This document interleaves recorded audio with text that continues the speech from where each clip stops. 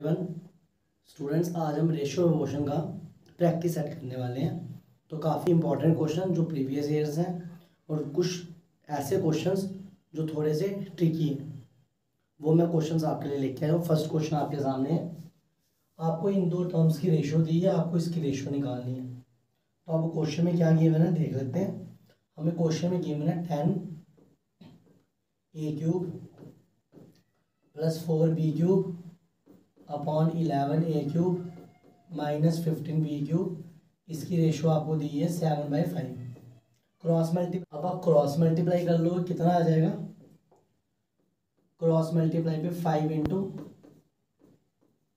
10a³ + 4b³ is equal to 7 × 11a³ minus 15b³।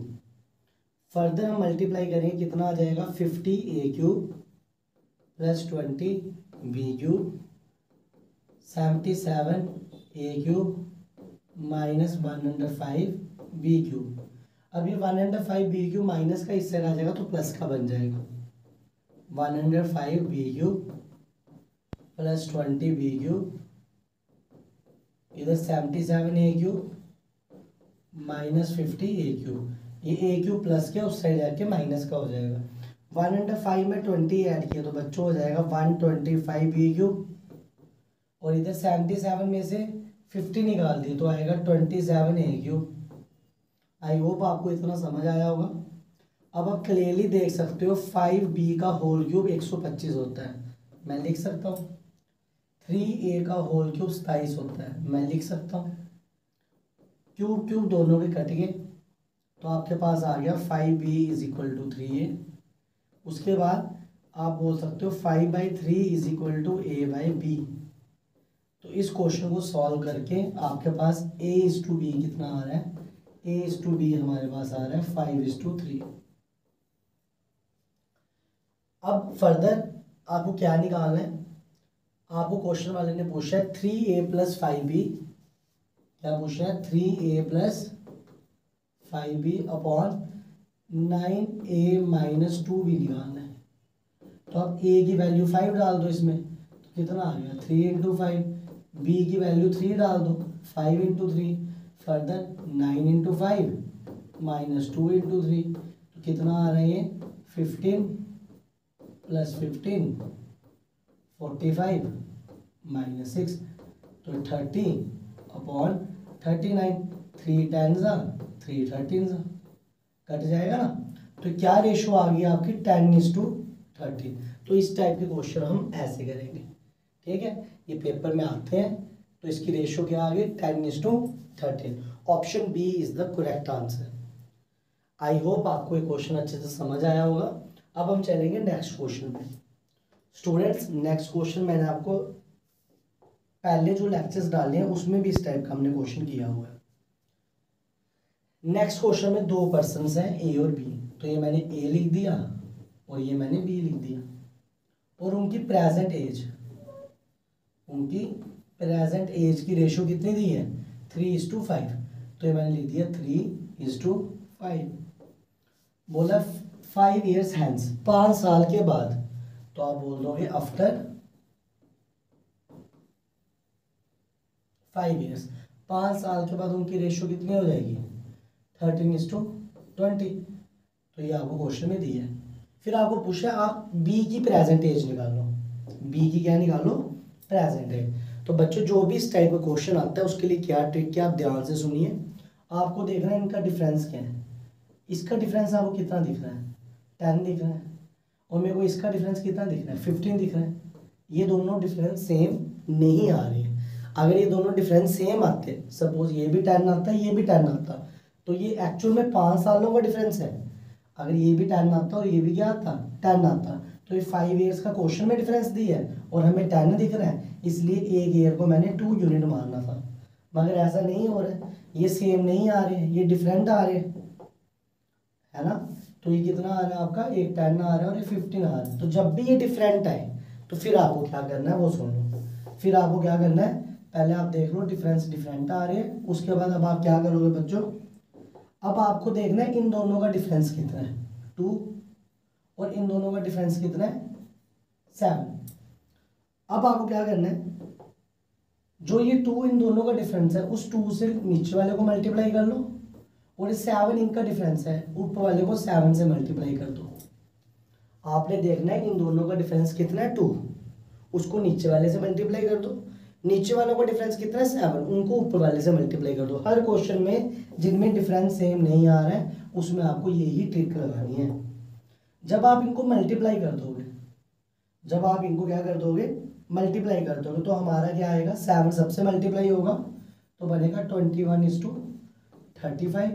2 सबसे multiply होगा बनेगा 26 2 इंटू 13 26:40। और अब आप देखोगे इसका डिफरेंस भी 5 आ रहा है, इसका डिफरेंस भी 5 आ रहा है। तो बेसिकली ये जो ट्रिक थी ये डिफरेंस को बराबर करने की थी। तो अब क्या बोल रहा है, जैसे आपका डिफरेंस बराबर आ गया, मगर एक्चुअल में हमें तो 5 साल का क्वेश्चन में गैप दिया और हमारा आ रहा भी कितना है 5 आ रहा है, तो ये जो 5 यूनिट की वैल्यू है इस क्वेश्चन में वो हमारी 5 ईयर्स है। 5 ईयर्स क्यों, क्वेश्चन में बोला 5 साल बाद, और हमारी बाई चांस 5 आ रही है, 10 भी आ सकती है, तो फिर मेरे को 10 यूनिट्स 5 ईयर लेना है। ये 15 होगी तो मेरे को 15 यूनिट्स 5 ईयर लेना है। तो इस केस में एक यूनिट कितना होगा, एक यूनिट होगा 1 ईयर। एक यूनिट की वैल्यू कितनी होगी 1 ईयर। तो बच्चों आपको पूछा क्या है, प्रेजेंट एज ऑफ बी। तो बी ये रहा, ये ए और ये आपका बी, ऊपर वाली टर्म प्रेजेंट एज है तो ये इसकी प्रेजेंट एज रही। तो बी की प्रेजेंट एज ऑफ बी वो बेसिकली कितने यूनिट्स है क्वेश्चन में 35 यूनिट्स है। हम इनको यूनिट्स ही मानते हैं क्योंकि ये रेशो है ना, रेशो कोई एग्जैक्ट वैल्यू नहीं, हम इनको यूनिट्स ही मानते हैं। और एक यूनिट की वैल्यू कितनी है 1 ईयर, तो 35 यूनिट्स की वैल्यू कितनी होगी 35 इंटू 1 ईयर, क्योंकि एक यूनिट की वैल्यू 1 ईयर है। तो बेसिकली बी की प्रेजेंट एज कितनी होगी 35 ईयर्स। तो ये इस क्वेश्चन का आंसर है। अब देखते हैं ऑप्शन कौन सा है, तो ऑप्शन सी आपका करेक्ट ऑप्शन है। आई होप आपको ये वाला क्वेश्चन भी अच्छे से समझ आया होगा। अब हम चलेंगे स्टूडेंट्स अपने नेक्स्ट क्वेश्चन पे। ध्यान से पढ़ो। तो बोल रहे हैं एक स्कूल है, 3/8 नंबर ऑफ स्टूडेंट्स गर्ल्स हैं, जितने भी उसके स्कूल में स्टूडेंट्स हैं उनका 3/8 पोर्शन गर्ल्स हैं और जो बाकी बच गए वो बॉयज हैं। फिर बोला 1/3 ऑफ नंबर ऑफ बॉयज, जितने बॉयज हैं उनका अगर आप 1/3 करो तो वो बिलो 10 ईयर्स हैं, वो 10 साल से छोटे हैं। और 2/3 करो, जितनी गर्ल्स हैं वो भी 10 ईयर्स से छोटी हैं। बोल रहा है अगर वो बच्चे जो 10 या 10 साल से ज्यादा है वो 260 हैं, तो बताओ इस स्कूल के अंदर नंबर ऑफ बॉयज कितने होंगे। तो ये बड़ा अच्छा क्वेश्चन है, बड़ा सिंपल है। अब देखो इसको अप्रोच क्या रहेगी। अगर आप इनको ध्यान से देखो तो आपको फ्रैक्शन ये दी हुई है और एक बोला है 1/3। अगर आप इनको ध्यान से देखो तो सबके डिनोमिनेटर में 8, डिनोमिनेटर में 3 और 1/3 के डिनोमिनेटर में 3। तो मैं कोई एक ऐसा नंबर लूंगा जो इन तीनों से घटेगा। तो आपको सिंपल पता है 3 और 8 का मल्टीपल कर दो, 24 ले लो। 24 8 से भी कटेगा, 3 से भी कटेगा, 3 से भी कटेगा। आप कुछ और भी ले सकते हो जो 8 और 3 दोनों से कटे। इससे क्वेश्चन आसान हो जाएगा। तो मैं मान लूंगा जो टोटल स्टूडेंट्स हैं स्कूल में, टोटल स्टूडेंट्स मैंने लेट कर दिए 24 है। मेरे को 24 कैसे पता चला, डिनोमिनेटर में 8 और 3 है, मैंने उनका मल्टीप्लाई कर दिया और वो कितना आ रहा है 24। ये मैंने मान के चला, ठीक है।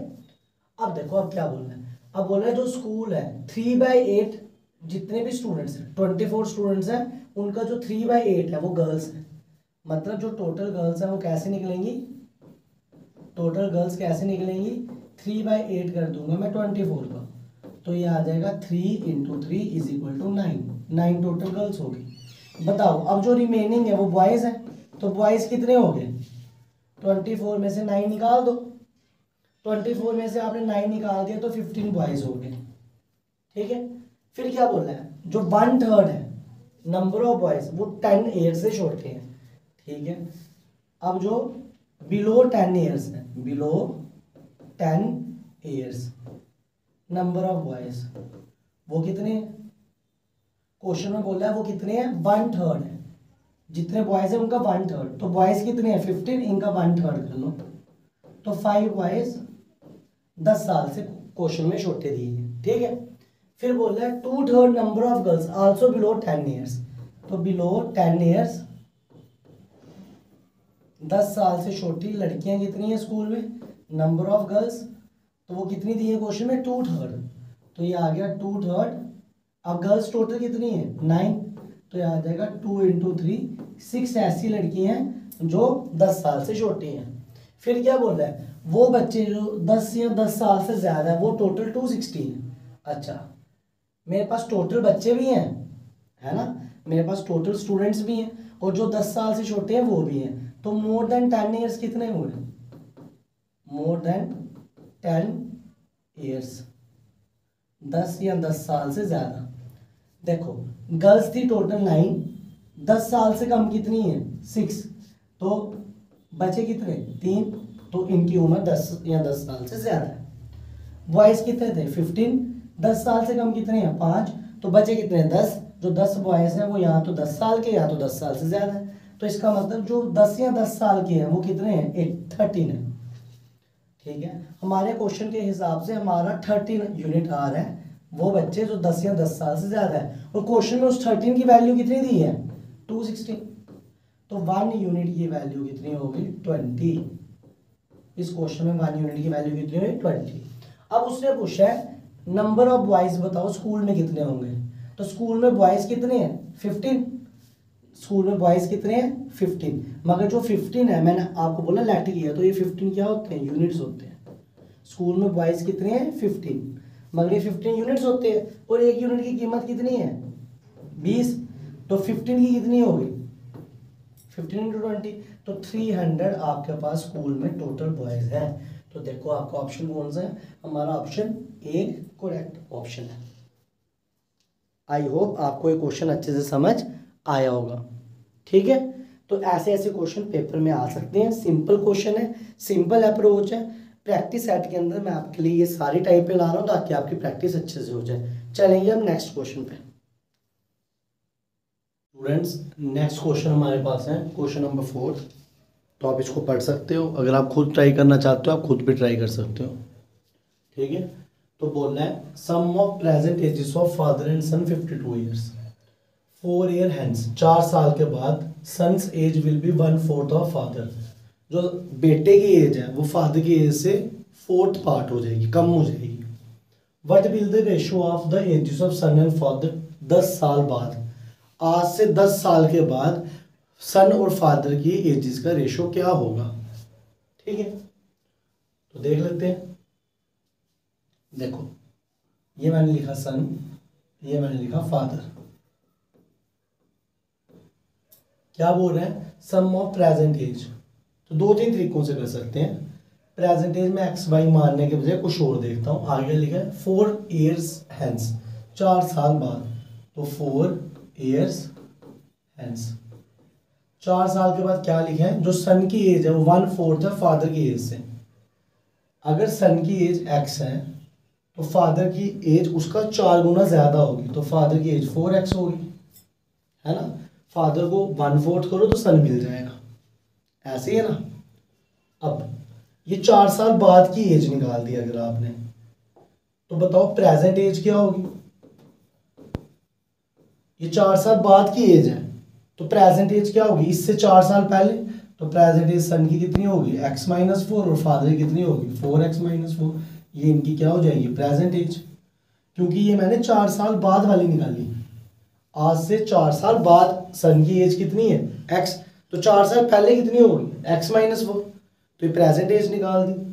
अब बच्चों क्वेश्चन में दिया हुआ है कि जो प्रेजेंट एज जिसका सम है वो 52 ईयर्स है, तो ये प्रेजेंट एज है, इनका सम x-4 प्लस 4x-4, इनका सम कितना है 52 ईयर्स है, ये क्वेश्चन में दिया है। तो x + 4 5x, -4 -4 8, तो ये कितना आ गया 5x = 60, तो x = 12, तो x 12 साल हो गया।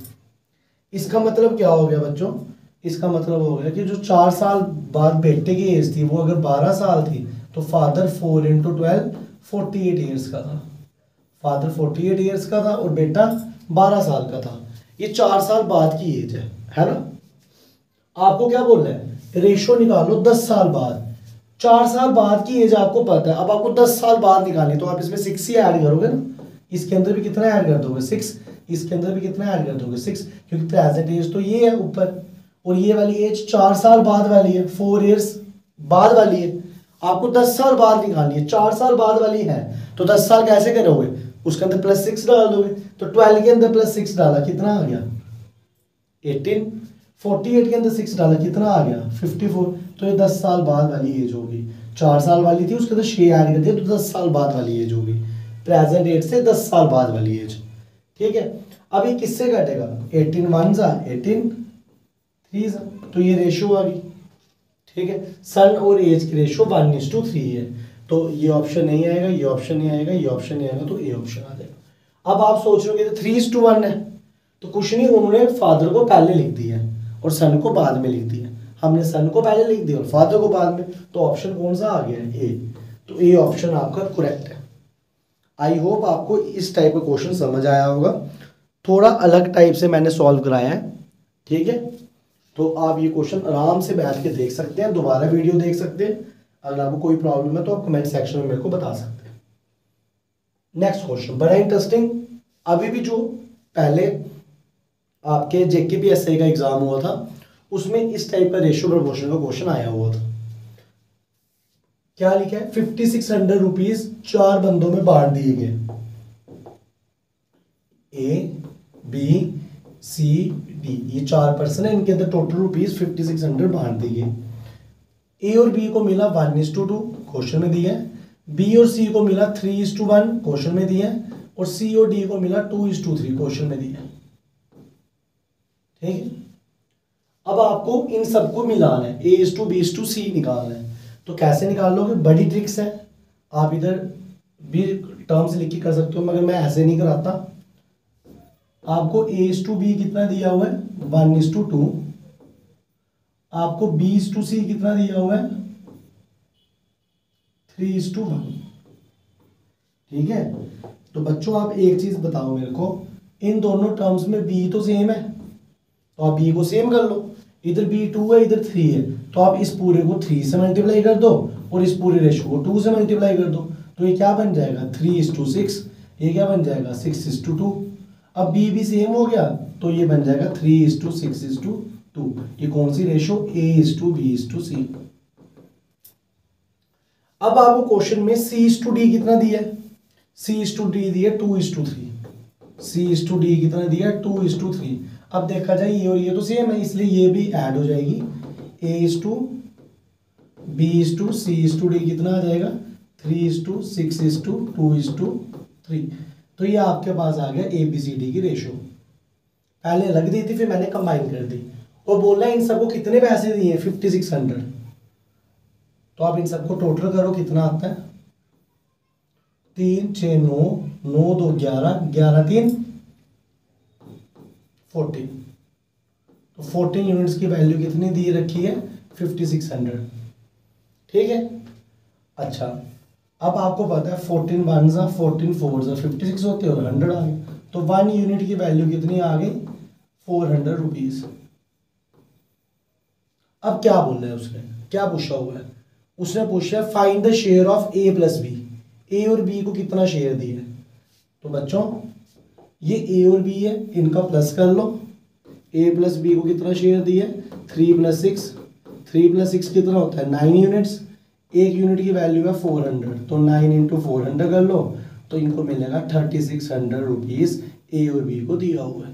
तो आपका ऑप्शन नंबर A करेक्ट है, 3600। तो इस टाइप का क्वेश्चन हमने ऐसे करना है, ठीक है। आई होप आपको ये वाला क्वेश्चन भी अच्छे से समझ आ गया होगा, ठीक है। अगर आपको कोई भी डाउट आ रहा है तो आप प्लीज़ मेरे को कमेंट सेक्शन में बता सकते हैं। हाँ, मैं जानता हूँ कि जो मैंने आपके ये प्रैक्टिस सेट है थोड़ा सा लेट हो गया है, उसका रीज़न ये था कि मैं काफ़ी टाइम से बीमार था और थोड़ी सी लग भी गई थी मेरे को।